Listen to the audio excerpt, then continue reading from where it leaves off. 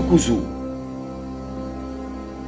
berceau du premier gisement ivoirien, décembre 1974. L'on découvre le premier gisement d'hydrocarbures offshore,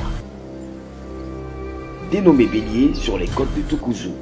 C'est alors que le président Houphouët-Boigny a pris une coupe de champagne lors de la découverte du pétrole en Côte d'Ivoire.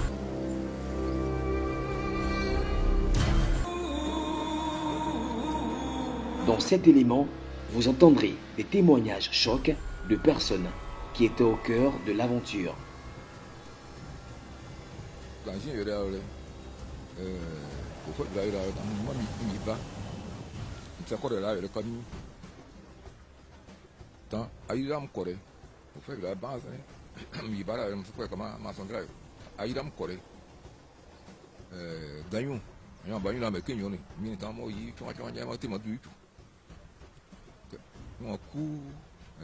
Vraiment, enfant de miti on coup.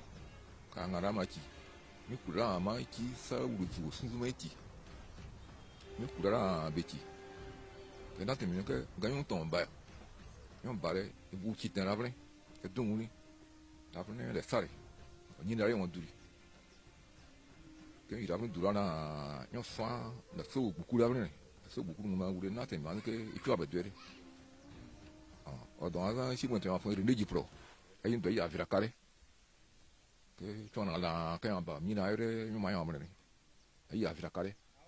Que Viracare, ma viande béti, et viande béti de mine non. Quand on a demandé que nous tiens que la gine, et tu le joues, et bouti, vu que la yiri, nous avons donc la gine, à Djibouti, car il m'a quand va bien. Alors que tu en as tiens que la gine.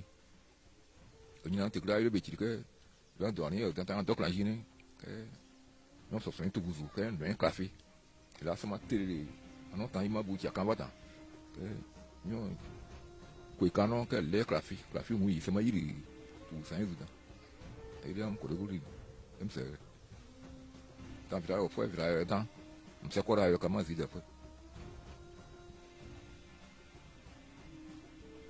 Malheureusement, Toukouzou aux Alem, la source du pétrole ivoirien, n'a eu aucune retombée de l'or noir depuis sa découverte. Pauvreté, misère et désespoir sont le tremplin des riverains de cette localité. Que dit la Convention d'exploitation du pétrole?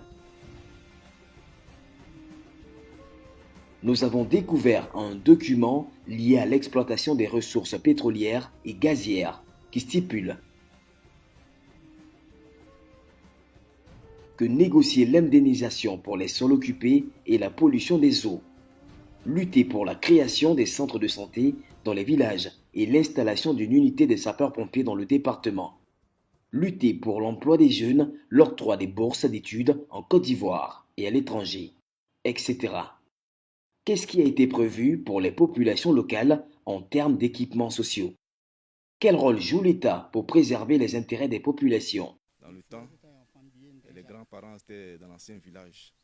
Et lorsqu'ils sont déplacés pour venir dans le nouveau village, tous les jours, ils sont obligés d'aller à l'exploitation, puisque c'est là où se trouve leur bien. Et ils se déplacent à tout moment pour aller dans l'ancien village, aller chercher de quoi se nourrir. Et en ce moment-là, il y avait son nom qui s'appelait René Diplo. Il a été approché par les Américains.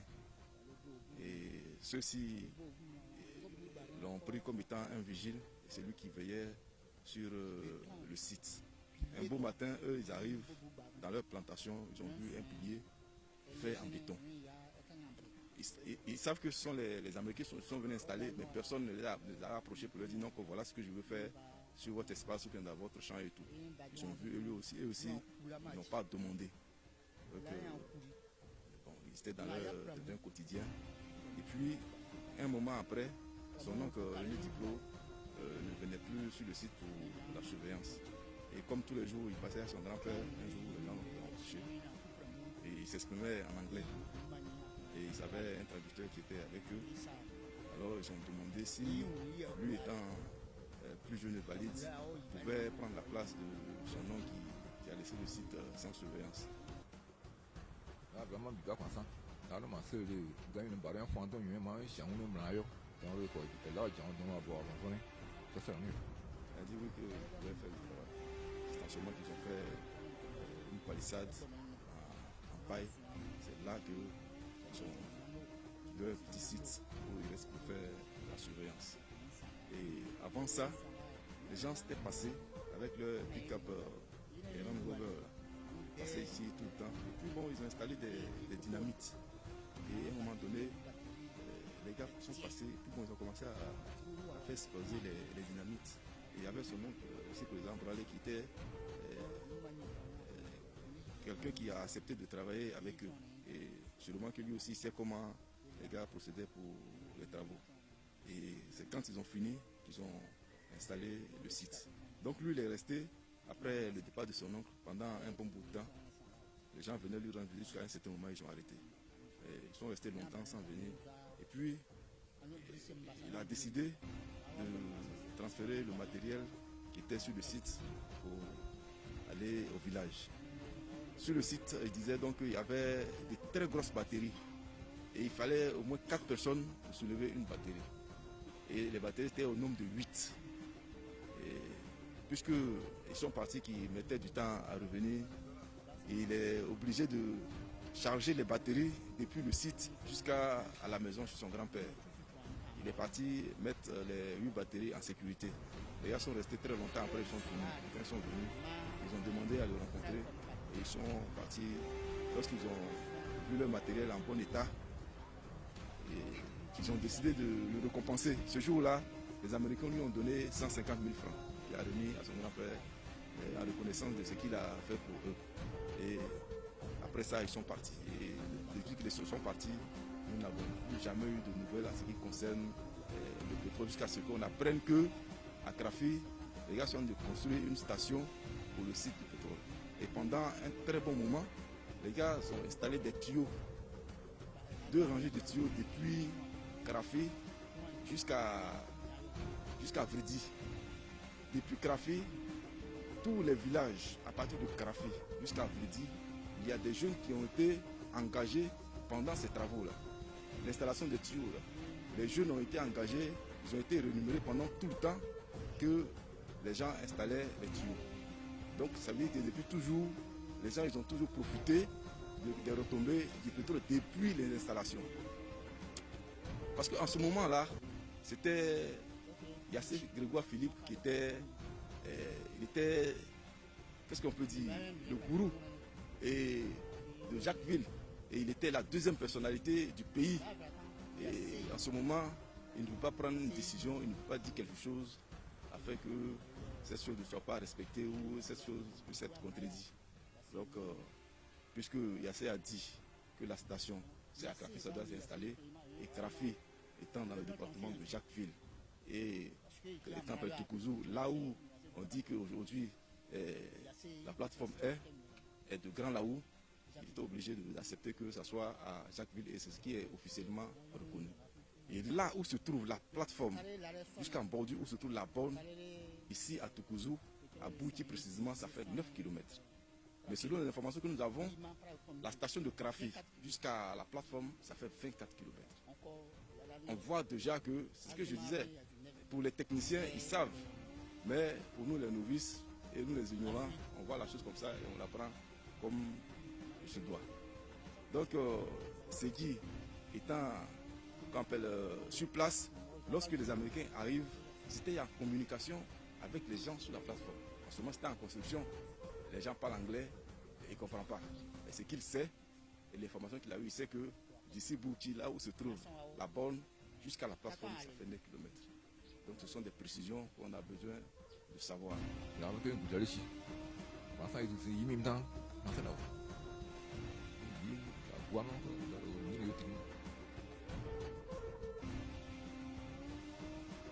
C'est par rapport à l'inauguration de la station. Quand ils ont fini l'installation et qu'ils devaient ouvrir, ils devaient ouvrir depuis Vridi, il fallait inaugurer la station ici. Et ce jour-là, le chef de Toukouzou a été invité à l'inauguration. Et malgré ça, on n'a pas de retombées de façon officielle qu'on reçoit. Pour aller plus loin, je dis Toukouzou a 1 km, moins d'1 kilomètre de Krafi entre nous. Même si on dit que nous ne sommes pas du département de Jacquesville. Les gens sont jusqu'à Tiagba, si vous connaissez Tiagba. C'est de l'autre côté, qui est très loin d'ici, à Toutou. Toutes les personnes qui sont même à des milliers de kilomètres de la mer, qui reçoivent les retombées de ce pétrole, alors que Toukouzou a moins d'1 kilomètre de la station de Krafi, mais Toukouzou n'a jamais rien bénéficié. Je ne sais pas pourquoi c'est comme ça, mais je pense que c'est une marginalisation qui ne dit pas son nom. Sincèrement, on en a gros sur le cœur, la jeunesse aussi en a beaucoup à dire, mais je pense que quelque chose doit être fait. J'ai fait Jacquesville. Et aujourd'hui, on parle du conseil pétro-gaz à Jacquesville. Et tout le département est concerné. Quand je dis tout le département est concerné, c'est depuis Krafi jusqu'à Ndjem, allant jusqu'à Tomatoro. Où Ndjem, c'est là où se trouve le pont. Quelqu'un qui est au pont là-bas qui profite des retombées du pétrole. Et nous qui sommes à moins d'1 kilomètre de Krafi, là où est sur la station. Et on vous dit qu'ici à Bouti, depuis la Bonne jusqu'à la place, ça fait 9 km. Voyez-vous comment la chose se ressent. Alors, quand on en parle, ça donne un pincement au cœur et ça fait très mal. Alors, je pense que nous aussi, nous aurons besoin de profiter des retombées de ce pétrole qui, en temps normal, vient de nos terres. Les villages qui sont traversés par les pipelines ne sont pas à l'abri d'incidents majeurs. Il n'y a pas de route bitumée, pas de centre de santé de pointe, pas de caserne de sapeurs-pompiers. Voici plus de 40 ans que Toukouzou Ozalem et l'ensemble des villages environnants pourvoient aux besoins énergétiques, pétrole et gaz de toute la Côte d'Ivoire, sans jamais avoir bénéficié de développement. Il est grand temps que cesse cette injustice qui s'apparente à la malédiction. Maintenant que la lumière illumine Toukouzou Ozalem.